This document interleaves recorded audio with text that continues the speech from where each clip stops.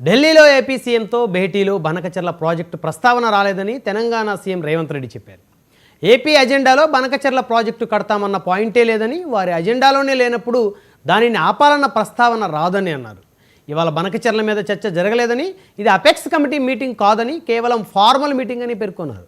రెండు రాష్ట్రాల మధ్య నీటి ప్రాజెక్టుల నిర్వహణ మీద మాత్రమే చర్చ జరిగినట్లు స్పష్టం చేశారు.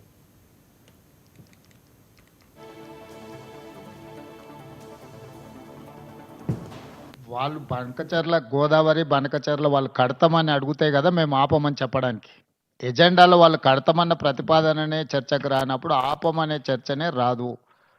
ఉన్న అన్ని సమస్యల్ని, కృష్ణా నది మీద, గోదావరి నది మీద, ఉమ్మడి రాష్ట్రాలకు ఉన్న సమస్యల్ని చర్చించడానికి, సమస్యల్ని గుర్తించడానికి అధికారులు, ఇంజనీర్లతో ఒక కమిటీ ఏర్పాటు చేసి ఆ కమిటీలో చర్చించిన తర్వాత మిగతా అంశాలు ముఖ్యమంత్రుల స్థాయిలో చర్చించుకోవాలని నిర్ణయం తీసుకున్నాము.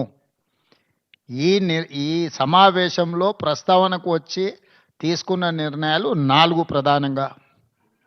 ఆ విషయం స్పష్టంగా మంత్రి గారు చెప్పినరు.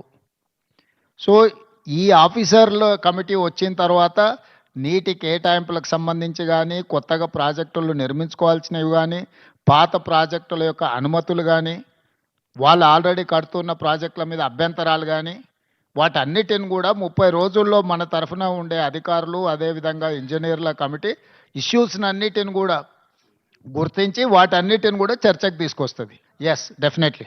లేదు, ఇది అపెక్స్ కౌన్సిల్ మీటింగ్ కాదు. It is just informal meeting organised by government of India, Jal Shakti, to break through certain issues.